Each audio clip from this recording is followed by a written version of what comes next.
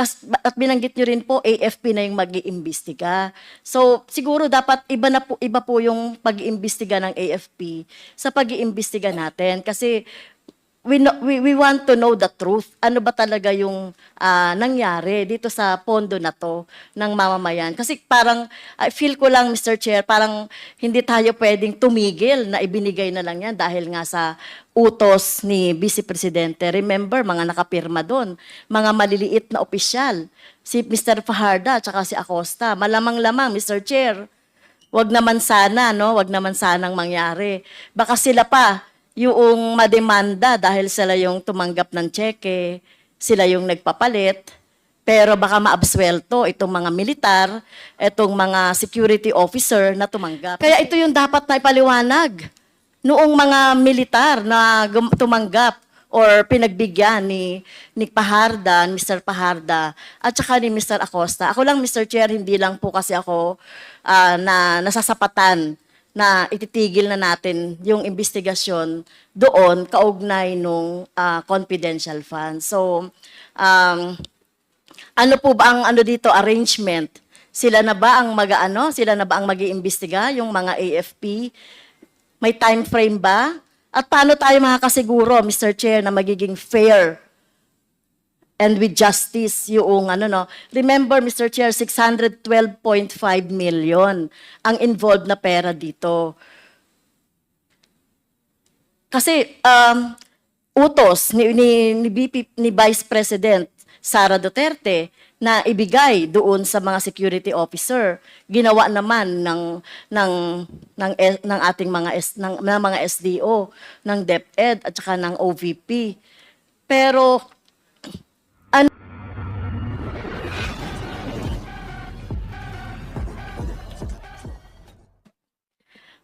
thank you, Mr. Chair. So just a point of inquiry, Mr. Chair, kasi narinig ko kaninang umaga that this would be the last committee hearing for this topic, no, yung tungkol sa confidential funds. So ang ibig ba sabihin, Mr. Chair, we are going to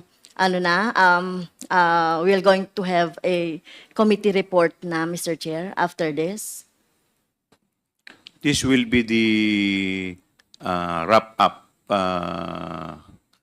committee hearing insofar as confidential fund, pero hindi pa po tayo magtatapos sa ating committee hearing. Kumbaga, year-ender lang. Sinasummarize lang po natin kung ano po mga nangyari nitong pong nakaraang 7 hearing. Yeah. Thank you, Mr. Chair, for that clarification. Narinig ko rin po yung mga manifestation, questions, mga intelligent manifestations ng ating mga colleagues. At nagpapasalamat ako sa time na binigay ng ating mga colleagues dito sa pagdinig natin sa tungkol dito sa confidential funds.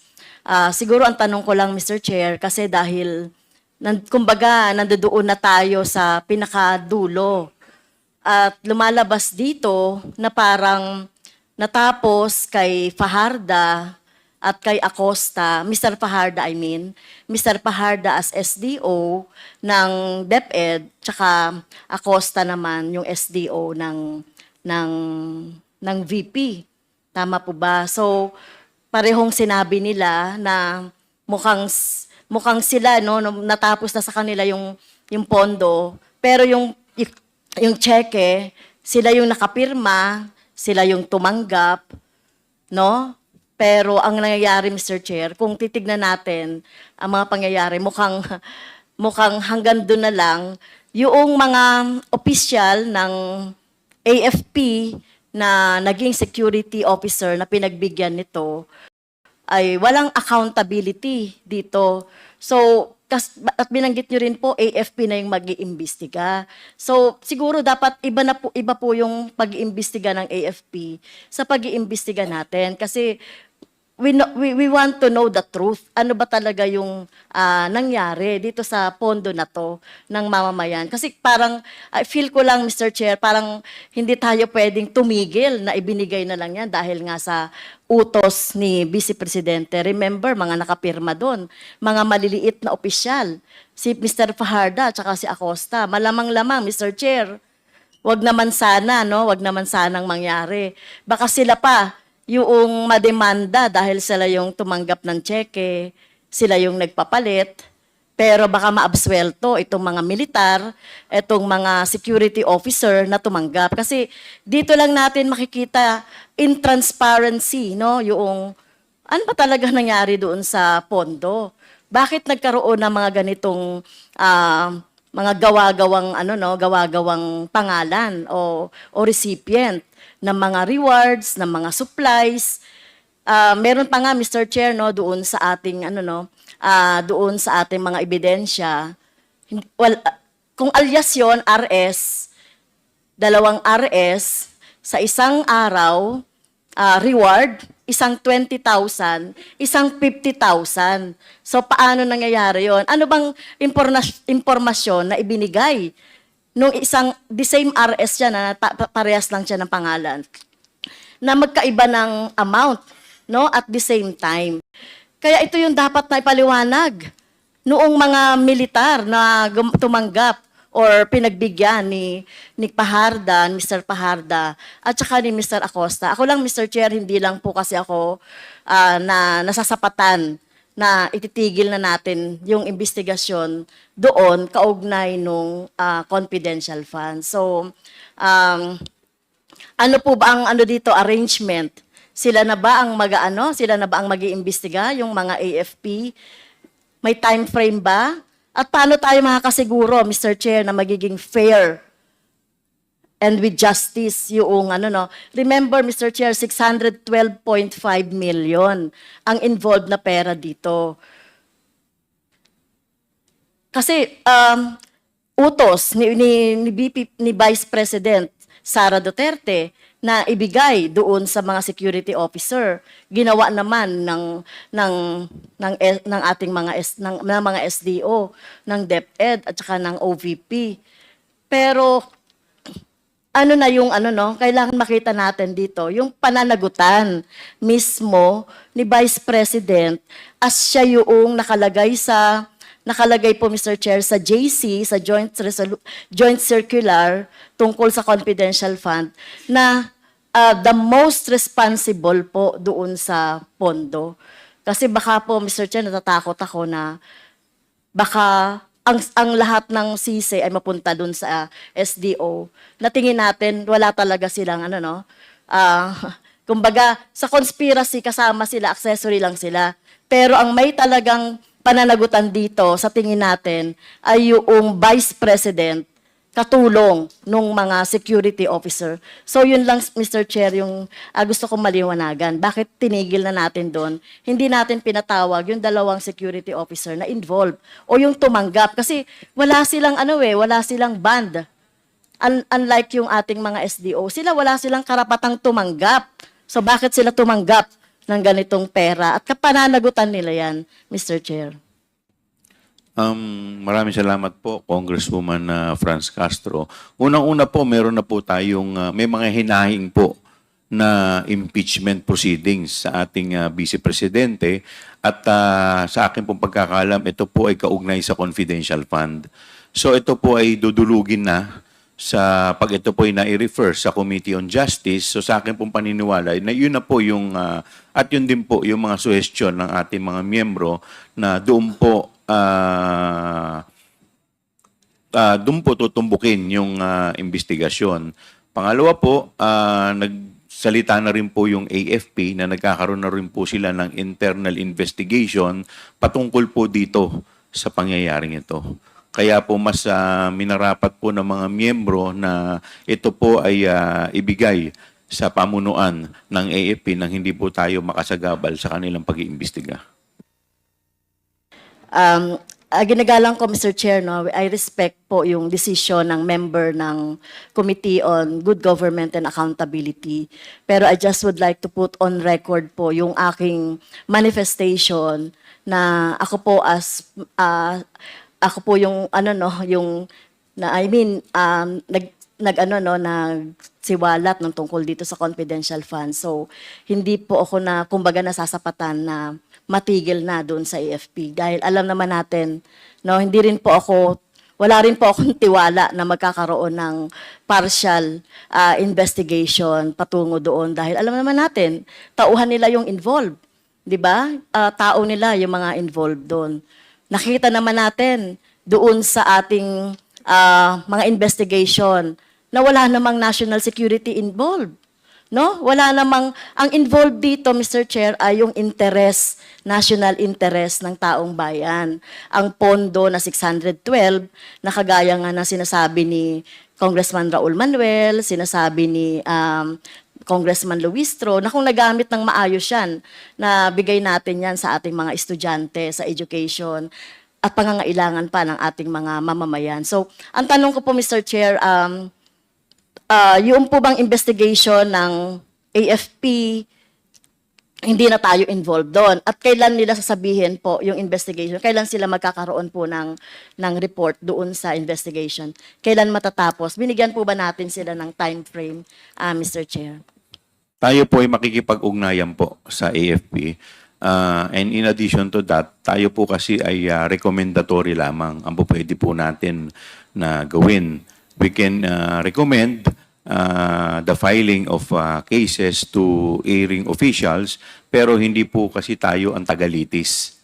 Ang proper ahensya po na po pwede pong maglitis dyan ay yung Office of the Ombudsman. Ito po yung mga ahensya na dapat pong maglilitis. At sa hanay naman po ng AFP, ang alam ko po, meron po silang JAGO, kung tawagin po yan, or yung court martial, kung hindi po ako nagkakamali. Mr. Chair? Thank you, Mr. Chair. Okay. With the indulgence of I yield to Congresswoman Castro. Kong Mr. Dia. Chair? Congressman Ako, Sia. Thank you po, Mr. Chair. Naintindihan po natin yung hinaing ni Congresswoman Franz Castro. Tama po siya. Siya po yung unang nagsiwalat nitong confidential funds.